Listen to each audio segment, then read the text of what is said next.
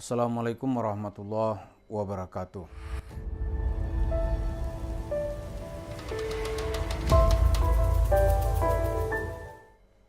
Para pemirsa, di dalam surat Ar-Rahman, Allah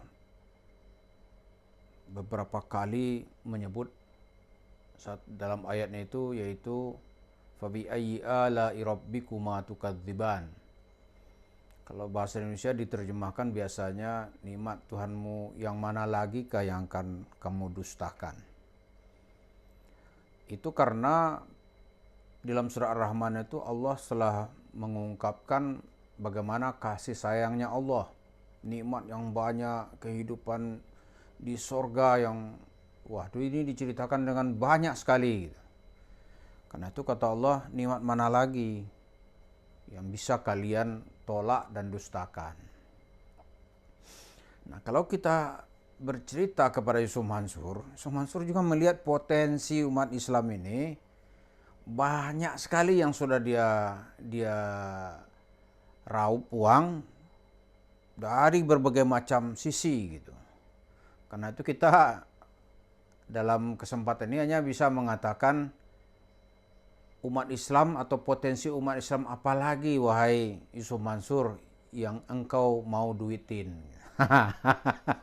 Kenapa begitu?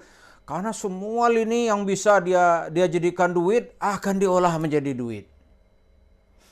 Kalau yang bentuk materi ini, kotak mall, masjid, kotak amal itu juga mau dia sikat itu, jadikan duit. Kemudian di pesantrennya, santri-santri dia suruh gadein itu sertifikat rumah gitu. Bayar ke pesantren secara nggak dicicil gitu.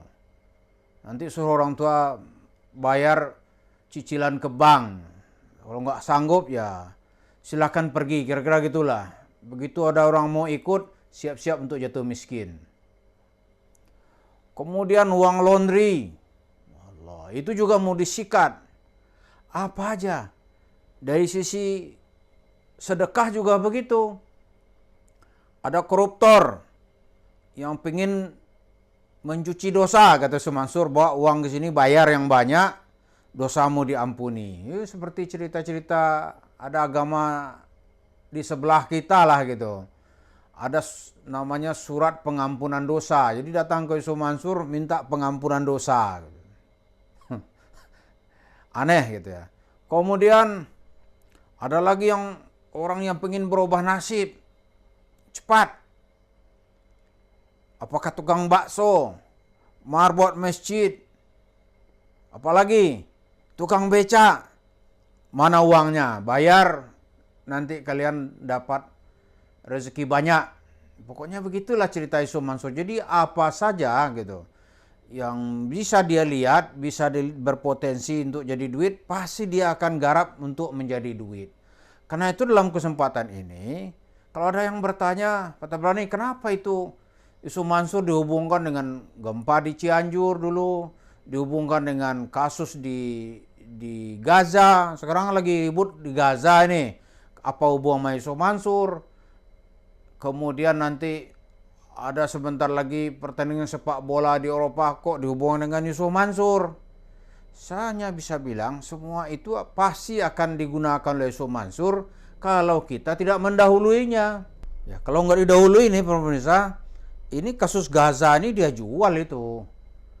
Itu orang rumah sakit rusak, kemudian ada orang misalnya butuh donor darah, butuh kaki palsu, itu dijual Yusuf Mansur itu. Dijadikan duit, tapi dikasih nggak sama dia? Nggak kasih dia. Dia telah terbiasa menunggangi keadaan. Apa buktinya? Oh, udah banyak sekali. Bukti terakhir nih ya, dulu kan ada cita-cita mau bangun masjid di Spanyol. So Mansur mendahuluinya, dia buat itu yayasan, dia buka rekening di bank, kan ada 2 bank kita ceritakan tuh. Ada bank CMB, ada nanti di bank syariah. Dulu namanya Mandiri Syariah, sekarang berubah menjadi Bank Syariah Indonesia. Dia buka dan itu rekening masih hidup. Dia roadshow itu meminta bantuan jemaah yang pernah dia ada kesempatan berceramah, itu dia patok, tidak boleh kurang dari 1 juta. Mau bangun masjid, dia ceritalah, dia tunggangilah hadis-hadis Nabi, macam gitu.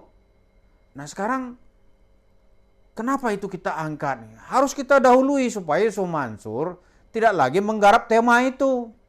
Atau kita mesti mengasih informasi kepada jemaah kita, hati-hati kalau orang ini bercerita misalnya tentang penderitaan warga Palestina, kita kan nggak tahu ya kemana dia bergerak. Karena itu kita perlu bersama-sama memantau dan mengawasi. Kalau ada ceramah yang aneh-aneh, segera viralkan, biar enak kita komentari gitu. Jadi harus didahului apa aja yang bisa dia garap oleh Yusuf Mansur, akan dia garap. Loh, kalau begitu apa nggak ada capeknya gitu? Apa nggak ada tobat-tobatnya? Saya beberapa hari yang lalu tuh ada YouTuber menganalisis Yusuf Mansur ini dari sisi psikologis. Kesimpulan dia, otaknya Yusuf Mansur ini kalau apa ya, udah bercampur gitu, udah nggak bisa lagi dimanakan mana yang sel-selnya yang masih jujur dan mana nanti yang dipenuhi dengan kepalsuan dan kedustaan. Karena warnanya sudah hitam semua. Itu artinya apa? Mayoritas dalam otaknya itu pikirnya bagaimana meraup uang, nggak peduli itu orang lagi mau mati kan, nggak ada urusan. Penting Yusuf Mansur dapat duit. Begitu dapat gimana? Dia lap sendiri, dia telan sendiri itu. Contohnya apa? Itu masjid. Cerita mau bangun masjid di Sevilla, Spanyol. Udah tahunan. Rekeningnya masih ada, dia buka, dia tampung semua orang yang mau bersedekah gitu. Atau orang yang mau menyumbang. Orang yang mau investasi amal akhirat. Tapi uangnya mana? Nggak ada tuh. Lah kalau ini nggak kita buka, gimana ini? Ketipu semua masyarakat ini. Kirain dia sudah merasa membangun masjid. Nanti catatan amalnya ternyata dalam daftar penyumbang membangun masjid, katakanlah di Sevilla, nggak ada nama orang Indonesia gitu. Atau nama yang nyumbang 1 juta, 2 juta, 3 juta, nggak ada. Lalu nama kami mana? Minta ke Yusuf Mansur. Kira begitulah. Jadi yang kedua ini juga perilaku yang merusak citra Islam. Akhirnya kita malu kadang-kadang kalau bertemu dengan orang-orang non-muslim. Kita diketawain para pemirsa. Orang Islam nih, pertama gampang dikibulin. Maka jangan cerita menang lah, dikibulan aja gampang. Yang kedua, dia masih percaya pada pemimpin yang suka tukang kibul. Nipu dia berkali-kali nggak apa-apa, Allah yang balas, itu aja dia. Padahal memang Allah membalas, tapi kita juga harus sadar. Ya kan? Masa ditipuan berkali-kali uang sedekah diselewengkan terus-terusan diterima gitu. Oh, itu kita disebut oleh Allah nanti dalam kelompok mustad'afin. Allah marah juga kepada kita.